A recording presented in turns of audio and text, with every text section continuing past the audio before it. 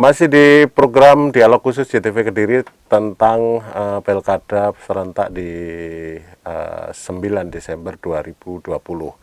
Dan di 2 segmen awal kita telah membincangkan bagaimana sih peluang-peluang calon tunggal dan bagaimana kolom kosong, eksistensi kolom kosong di Pilkada yang akan datang. Dan seperti yang sudah kita bahas di awal bahwa target politik kotak kosong itu kan sebenarnya masih menjadi perdebatan, dan tadi sudah disampaikan beberapa oleh Pak Rahmat, tapi kita ke Pak Erjik dulu. Jadi sebenarnya ini program yang ditawarkan oleh pasangan Dito dan Dewi ini yang luar biasa gitu ya. Menurut Pak Erjik itu apa ya? Karena kalau menjual barang itu kan harus ada speknya, harus ada kelebihannya gitu. Tentu menurut saya begini. Saya baru baca sepintas ya. Kemarin itu selebaran dari Mas Dito. Tapi yang saya garis bawahi adalah reformasi birokrasi. Artinya penataan birokrasi itu ya dikembalikan pada aturan yang ada. Itu cita-cita dia. Saya baca sepintas seperti itu ya. Karena selama ini di Kediri ini kan tidak seperti itu. Gitu loh. Orang sekali Pak Rahmat pun harus di kecamatan. Nah, ini. Saya kenal beliau dulu di Kesbang, kok moro-moro di kecamatan. Nah, itu biasa ya. Nah, artinya harusnya tetap disesuaikan dengan kemampuannya. Kompetensi. Dimana, ya kompetensinya di mana, dan saya sarankan setiap dinas itu harusnya ada yang ngerti hukum, 2 ngerti akuntansi. Jadi aman, tidak ada masalah. Ketika berjalan. Iya.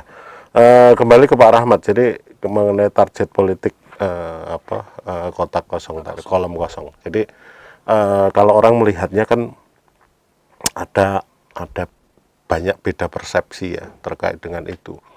Ada yang tadi mendorong, ada yang biasa-biasa saja, dan ada yang menyerang juga. Karena apa?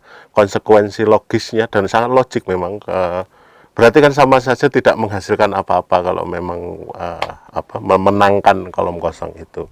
Nah, menurut jenengan perbedaan persepsi ini kalau dikolaborasikan dengan target politik tadi, terus bunyi Pak Rahmat. Jadi begini. Sebenarnya tidak tepat juga kalau mengatakan kolom kosong itu tidak punya target. Ada target real yang sesungguhnya ingin diraih. Ya, itu bermula dari pikiran yang pertama tadi, bahwa masyarakat Kediri itu yang dikehendaki calonnya bukan itu, tetapi yang lain. Yang lain itu siapa? Bisa macam-macam, karena memang kemarin banyak calon ya. Lalu target bumbung kosong apa?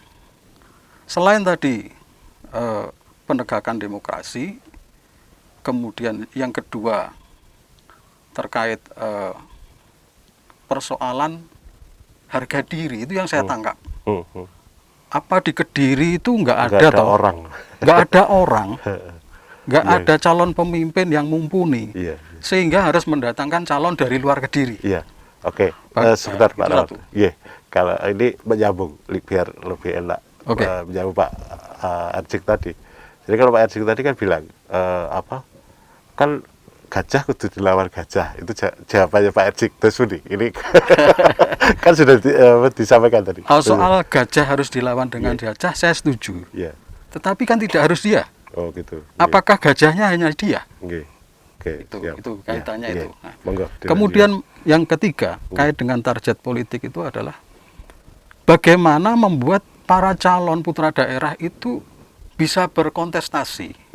Maka jawabnya adalah ini bumbung kosong harus menang. Pemilu harus diulang.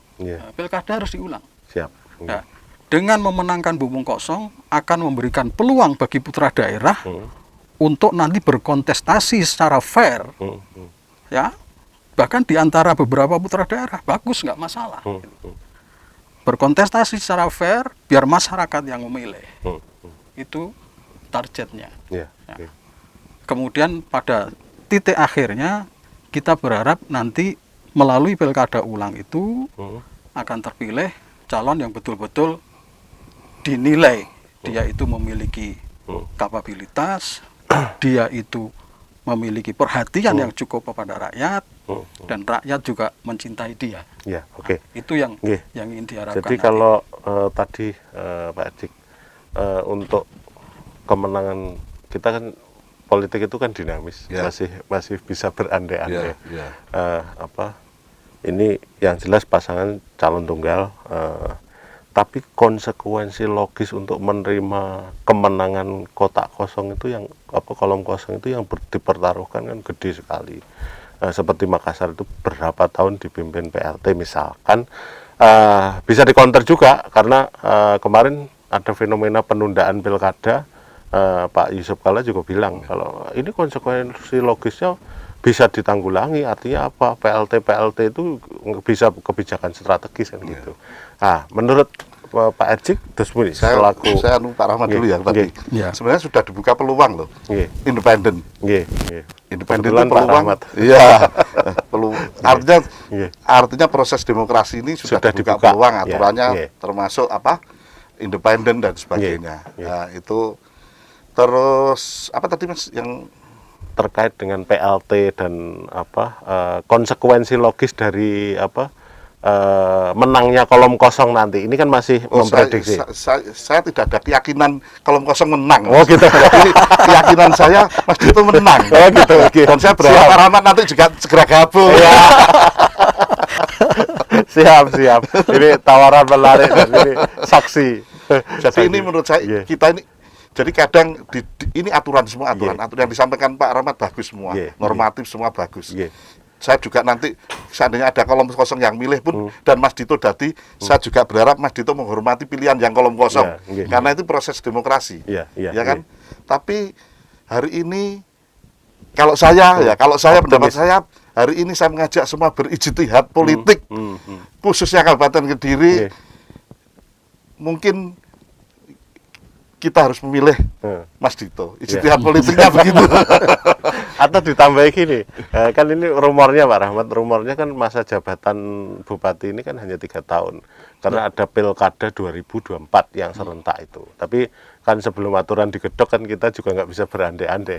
Jadi 3 tahun saja nggak apa-apa, yang menang bumbung kosong atau kolom kosong nanti kan bisa ini. Kalau Pak RC kan jelas pengennya Mas Dito yang menang.